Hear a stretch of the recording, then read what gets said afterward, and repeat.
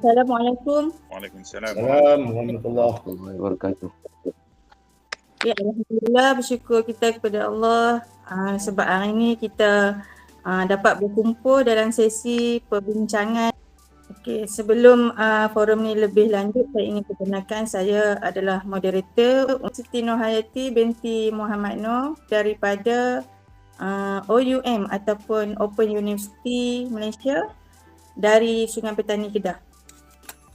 Okay, seterusnya tajuk yang kita akan bincangkan pada hari ini ialah bolehkah kurikulum sedia ada sekolah rendah KSSR dan sekolah menengah KSSM membantu mempertingkatkan kepelbagaian budaya dalam sistem pendidikan Malaysia.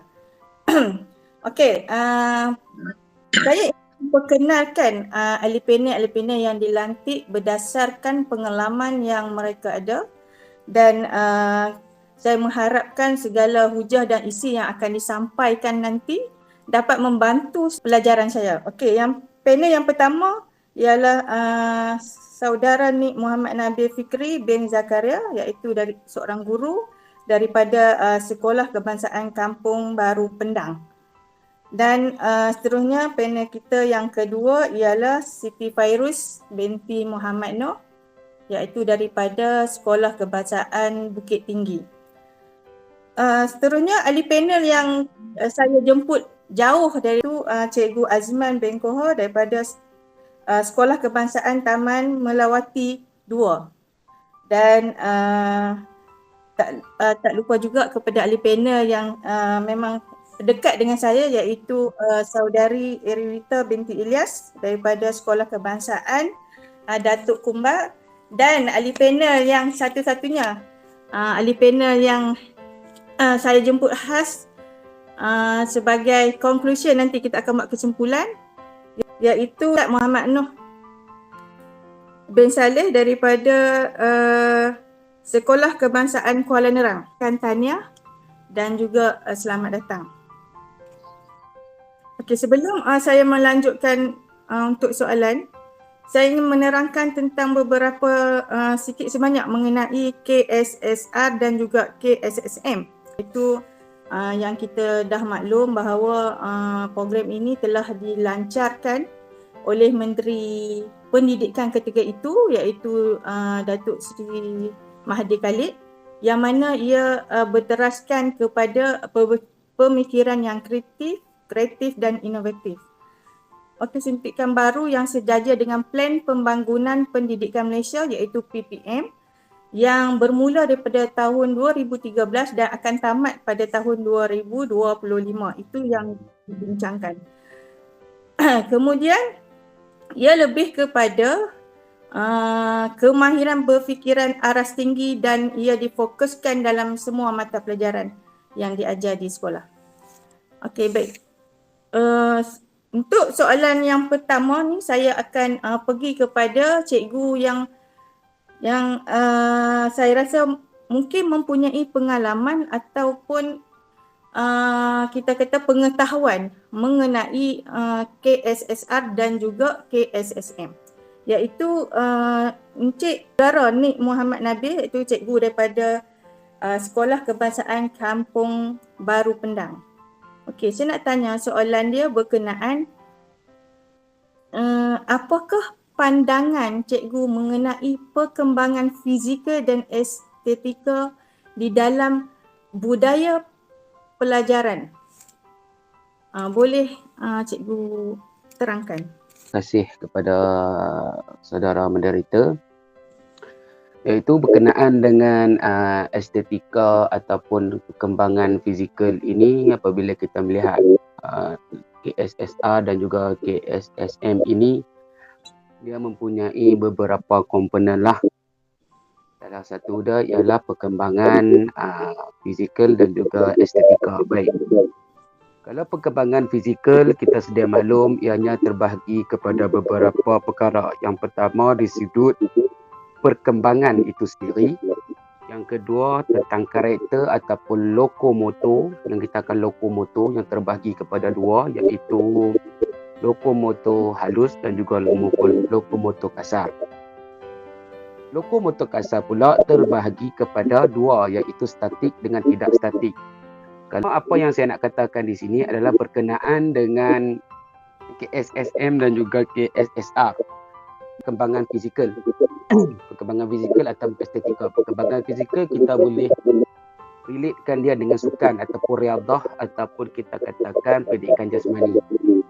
Dan juga estetika ini adalah satu seni yang mana satu karya yang diwujudkan melalui dua benda. Yang pertama melalui emosi, yang kedua melalui karakter itu sendiri. Baik. Sebelum saya pergi kepada pengalaman saya terhadap KSSM dan juga KSSR berdasarkan pengamatan fizikal dan juga estetika ni. Kalau dilihat pada zaman dahulu, sekarang kita menggunakan DSKP sebagai rujukan. Tapi pada zaman dahulu kita menggunakan SP iaitu sukatan pelajaran. Yang kedua kita menggunakan HSP, huraian sukatan pelajaran. Jadi dua benda ini digabungkan dalam DSKP. Maka DSKP ini melahirkan dua perkara. Yang pertama abad ke-21 dan juga KEBAT. Yang mana dulu kita pakai KBKK, kita pakai KBSS dan berfikir secara kritis dan juga kreatif dan sebagainya. Apa yang boleh saya katakan berkenaan dengan fizikal dan juga estetika ini?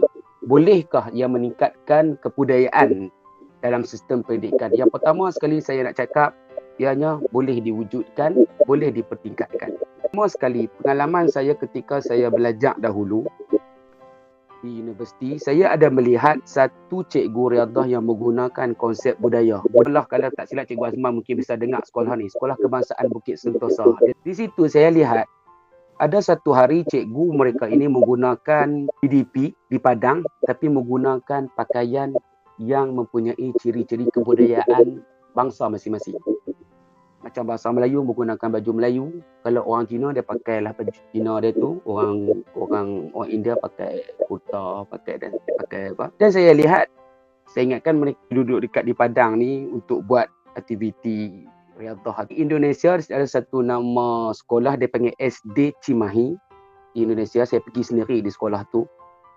Mereka sangat menitik beratkan tentang kebudayaan.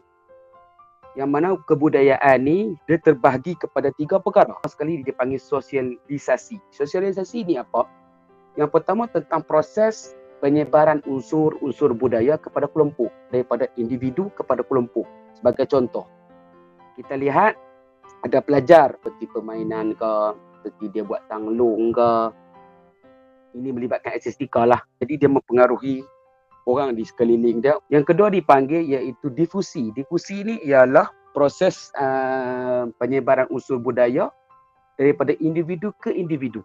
Yang ketiga iaitu ikontrasi. Ikontrasi ini seperti budaya yang akan dibawa tetapi bertembung dengan budaya tempatan.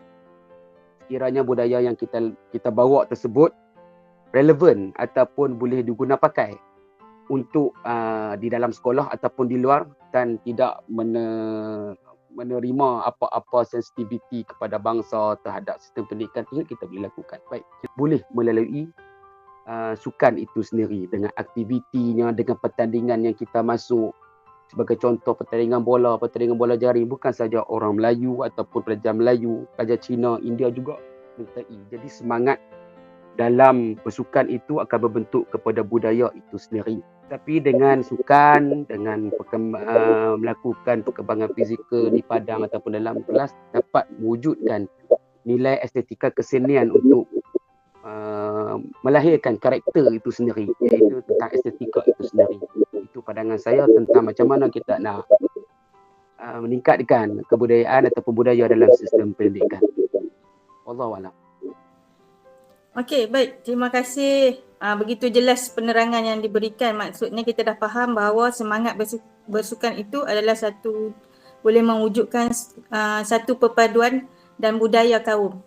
Okey, untuk ahli panel kita daripada sudut komunikasi yang kedua lah, iaitu Cikgu Siti Fairuz.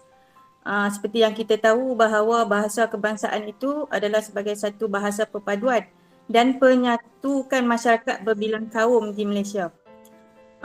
Sebagai seorang guru yang kita dalam sektor pendidikan ni, adakah komunikasi ni menjadi satu titik menjadikan persamaan di antara murid berbilang kaum di sekolah cikgu? Okey, Assalamualaikum. Selamat malam. Okey, terima kasih kepada Puan Menteri Bukit Tinggi. Okey, berkaitan dengan tajuk komunikasi untuk sekolah rendah. Macam saya di sekolah rendah, komunikasi merupakan satu budaya yang sering digunakan di mana-mana pun kita kata. Untuk di sekolah rendah ni, antara elemen yang paling dititik beratkan iaitu menggunakan lisan dan bukan lisan lah. Okey, dari segi kaum, untuk membudayakan kaum antara kaum sebagainya, komunikasi merupakan antara perkara yang boleh dikatakan yang kita gunakan harian kita, iaitu untuk dari segi saya maksud dari segi aspek lisan lah. Contohnya dari penggunaan bahasa yang betul, percakapan yang betul, harian kita menggunakan harian. Seterusnya cara ataupun bahasa tubuh badan. Antara aspek budaya juga yang kita terapkan ke dalam elemen pendidikan lah. Okay, itu sahaja. Okey, baik. Maksudnya gunaan bahasa yang betul. Itu yang menarik saya dengar. Okey, untuk ahli panel kita yang ketiga, iaitu Cikgu Azman. Cikgu Azman ni lebih kepada pelajaran sains dan teknologi. Di mana saya rasa pelajaran sains dan teknologi ni projek yang digunakan dalam kelas. Sains dan teknologi ni dapat mengeratkan lagi tak sistem budaya di dalam kelas? Baik, terima kasih Puan Moderator. Yang dihormati rakan-rakan guru sekalian. Assalamualaikum warahmatullahi taala wabarakatuh. Saya Cikgu Azman dari SK Taman Melawati 2 Selangor.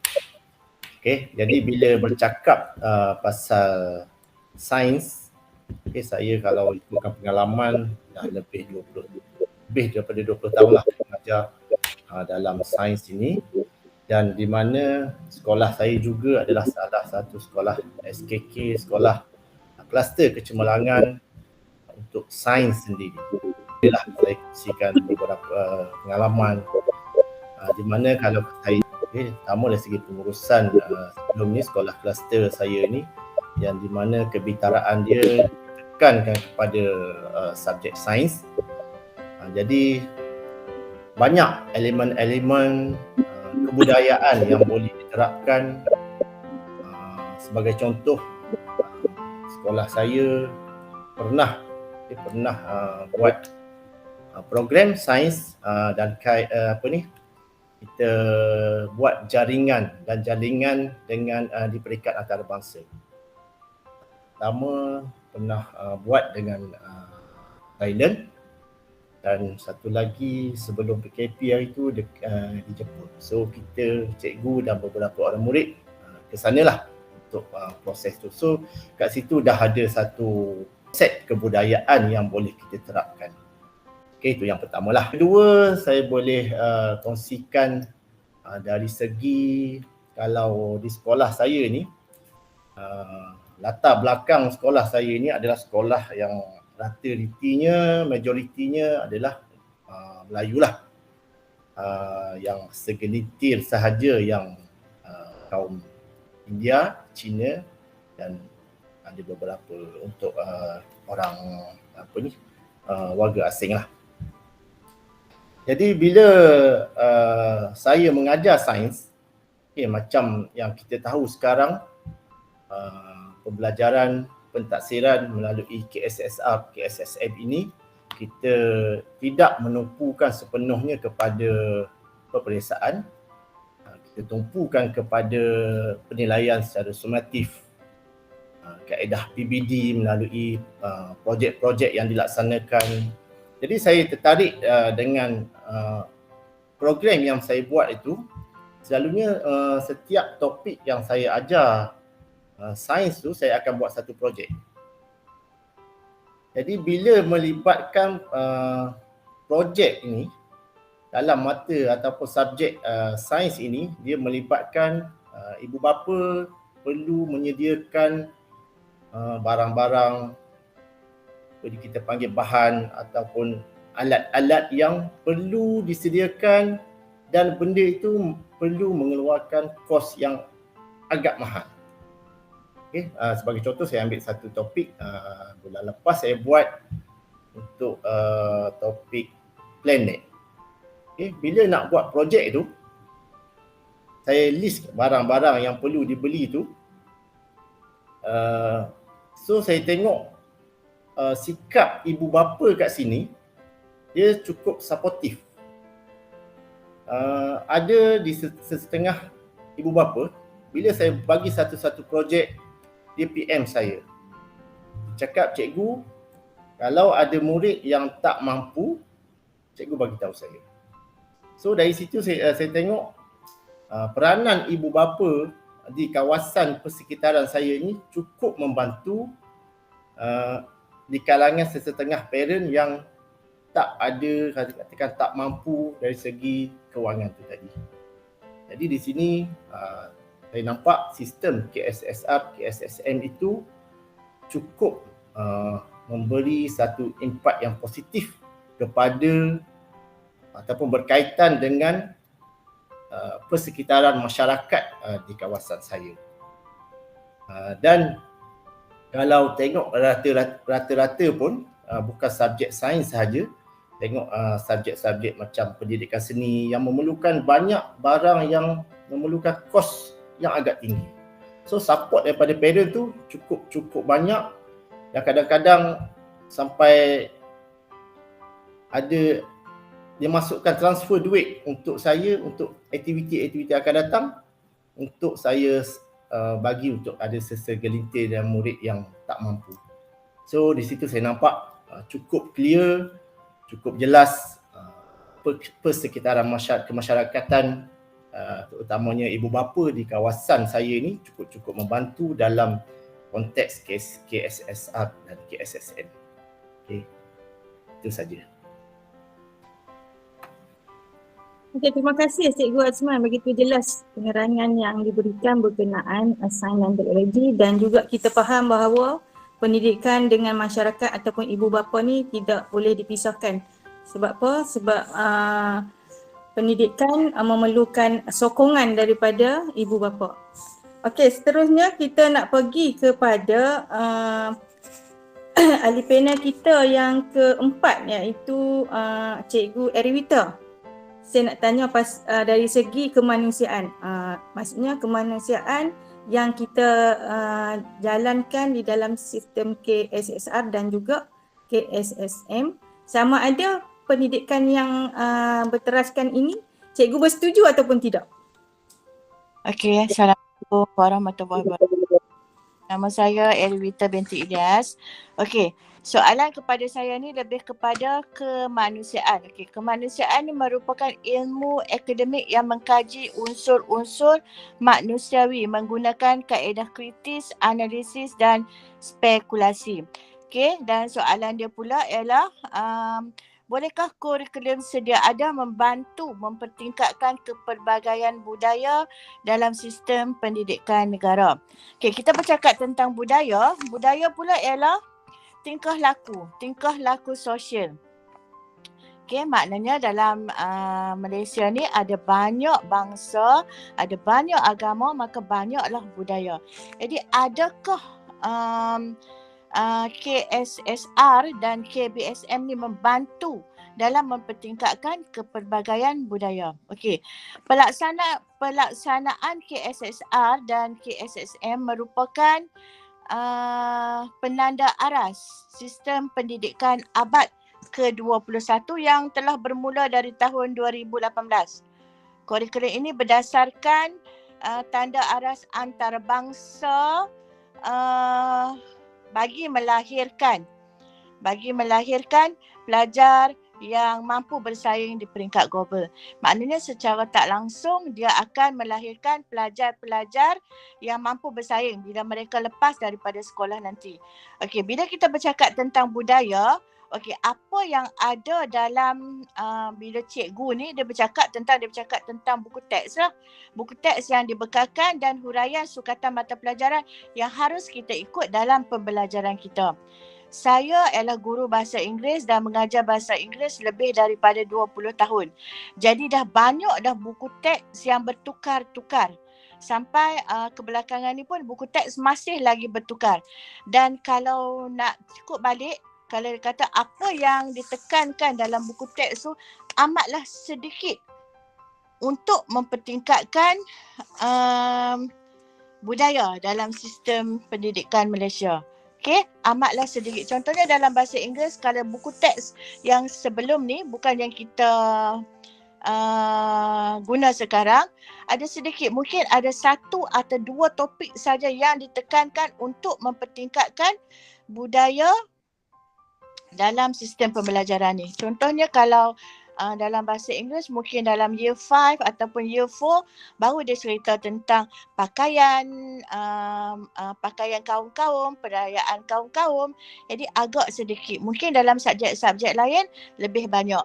Tapi kalau dalam bahasa Inggeris kurang. Dan sekarang kalau penggunaan buku teks yang kita guna sekarang langsung tak ada tentang budaya. Sebab buku teks sekarang ni dia lebih kepada yalah buku teks tu diimport daripada luar negara dan hanya menceritakan, dan kadang-kadang budak tak sampai apa yang nak disampaikan oleh guru tu sebab dia cerita dalam buku teks tentang luar negara dan kita harus menterjemahkan balik kepada budaya dalam Malaysia. Okey, agak sukar untuk kita mencapai peningkatan bagi budak faham apa sebenarnya budaya, kecuali kita melakukan aktiviti-aktiviti untuk membantu memahamkan budak tentang kebudayaan. Okey, budak ni yang dia faham budaya mungkin raya, mungkin baju, mungkin itu, tapi sebenarnya budaya ni banyak. Contohnya sebagai cara hidup. Okey, tapi kalau buku teks dalam KSSR dan KSSM ni dia gunakan buku teks luar negara, mungkin kita tidak dapat mencapai kepelbagaian budaya dalam sistem pendidikan Malaysia. Okey, contoh seterusnya. Okey, kalau kita tengok daripada sekolah, ada juga sekolah yang hanya ada bahasa Melayu saja, tak ada bangsa lain. Okey, ada pelajar yang pelajar Melayu je, tak ada pelajar Cina, tak ada pelajar bangsa-bangsa lain. Mungkin pelajar-pelajar ni akan kurang memahami budaya-budaya bangsa-bangsa lain. Okey, kecualilah sekolah tu kalau kata macam dia sekolah dia ada kaum Melayu, kaum India, kaum Cina. Okey, setiap kali perayaan, contohnya perayaan Chinese New Year. Jadi budak semua pakai baju yang bertemakan Chinese New Year. Tapi kalau sekolah tu hanya ada pelajar dari golongan Melayu, mungkin itu takkan wujud. Okey, mungkin kita patut memperkenalkan benda-benda macam ni supaya pelajar ni pun taklah boring sangat asyik pakai baju yang sama saja. Okey, kita buat tema. Mungkin bolehlah untuk meningkatkan kepelbagaian budaya di peringkat di sistem pendidikan Malaysia.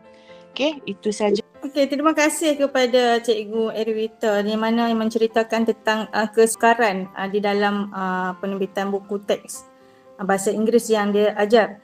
Okey, saya yakin bahawa kerajaan kita ni adalah kerajaan yang sentiasa membaik pulih dalam sistem pendidikan kita dan akan mereka sentiasa merangka sesuatu supaya sistem pendidikan kita di Malaysia ni berubah daripada masa ke semasa.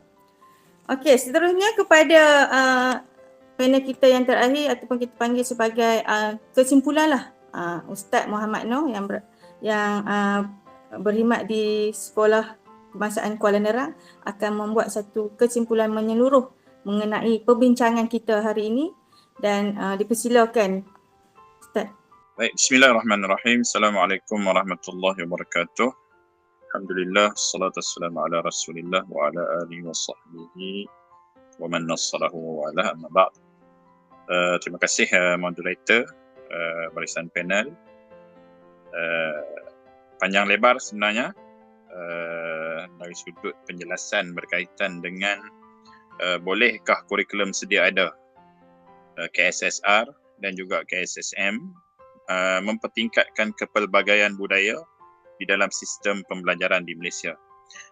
Baik, secara kesimpulannya, saya masa sikit saja. Kalau kita lihat balik dari sudut saya lebih nak menyentuh ke arah KBSR dan KSSR sebenarnya, kan.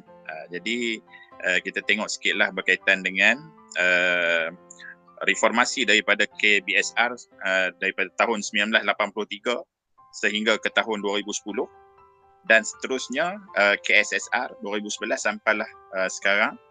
Jadi kalau kita tengok di situ sebenarnya kurikulum yang sedia ada ni kalau secara keseluruhannya menyumbang sebenarnya ke arah peningkatan ataupun mempertingkatkan kepelbagaian budaya di dalam sistem pembelajaran Malaysia. Cumanya adalah beberapa perkara yang kita panggil sebagai halangan lah, sebagaimana yang disebutkan oleh Cikgu Eriwita sebentar tadi kalau tak silap, berkaitan dengan sukatan yang diambil daripada luar dan sebagainya, dan untuk kita nak asimilasikan pembelajaran tersebut kepada anak-anak murid kita, secara keseluruhannya saya nampak benda tu boleh diperbaiki dari semasa ke semasa dari sudut penyampaian dan sebagainya.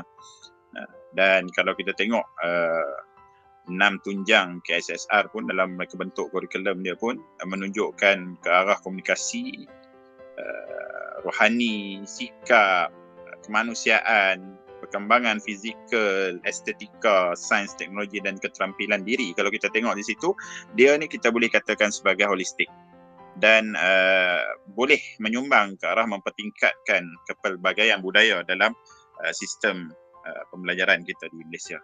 Terima kasih. Terima kasih diucapkan kepada Ustaz kerana kesimpulan yang begitu saya rasa padat, menarik dan mudah difahami. Okey, baiklah, saya rasa sesi perbincangan kita hari ini tamat setakat ini saja disebabkan kesuntukan masa, dan saya rasa perbincangan ini akan ada siri yang kedua akan datang. Mungkin saya akan panggil lagi untuk perbincangan pada topik yang lain lagi. Sebelum mengakhiri, saya minta semua buka kamera untuk kita tangkap gambar.